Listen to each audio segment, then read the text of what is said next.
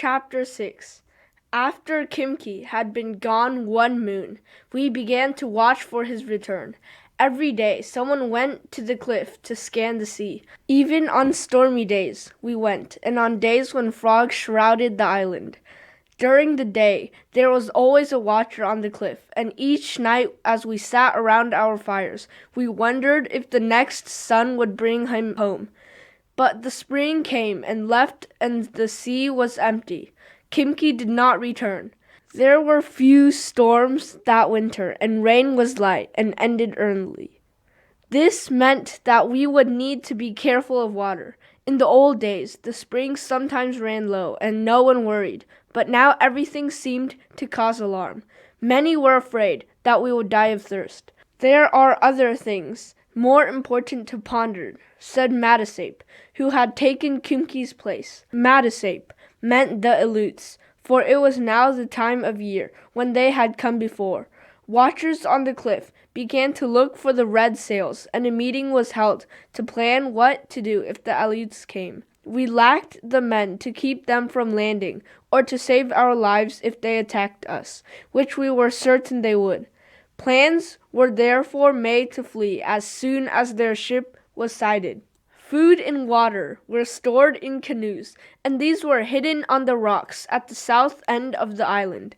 The cliffs were steep here and very high, but we wove a stout rope of bull kelp and fastened it to rocks at the top of the cliff so that it hung to the water. As soon as the Aleut ship was sighted, we would all go to the cliff and let ourselves down one at a time. We would then leave in our canoes for the island of Santa Catalina. Although the entrance to Coral Cave was too narrow for a ship to pass through safely at night, men were sent there to watch the cove from dusk to dawn, besides those who watched during the day. Shortly afterwards, on a night of fine moon, one of the men came running back to the village, everyone asleep, but his cries quickly awakened us. "The Aleuts!" he shouted. "The Aleuts!" It was news we expected.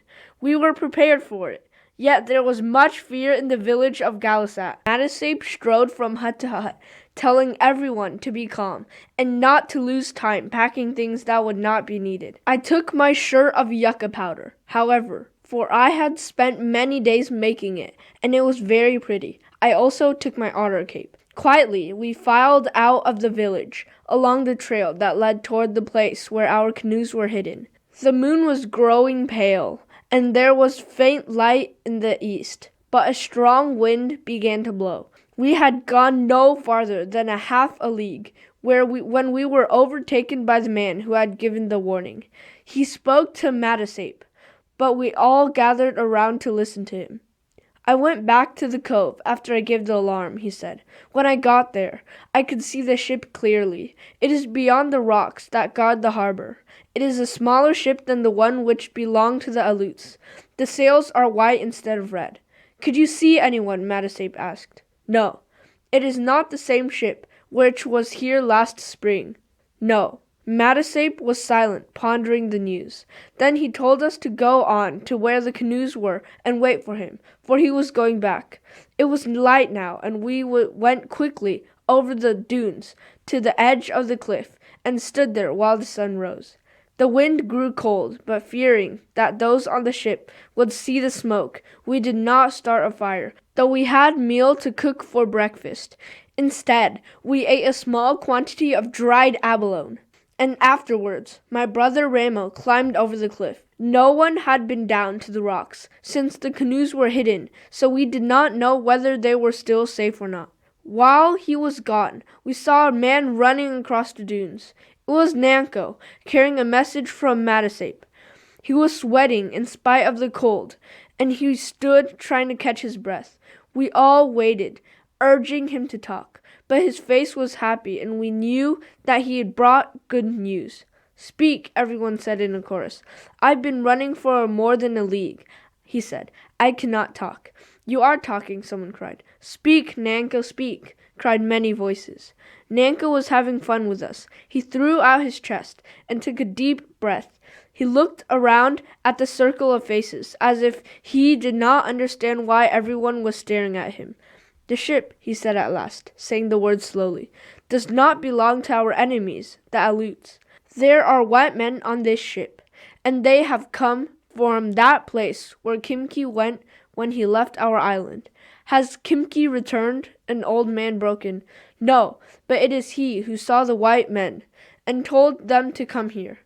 What do they look like? Ulep asked. Are there boys on the ship? Asked Ramo, who had come back with his mouth full of something. Everyone seemed to be talking at once. Nanko made his face stern, which was hard for him to do, because his mouth has been cut in the battle with the Aleuts, and ever since it had always seemed to smile. He held up his hand for silence. The ship has come for one reason, he said, to take us away from Galasat. To what place? I asked. It was good news that the ship did not belong to the Aleuts, but where would the white men take us? I do not know to what place, he said. Kimki knows, and he has asked the white men to take us there. Saying no more, Nanko turned back and we followed him. We were fearful of where we were going, yet we were happy too. This is the end of Chapter 6.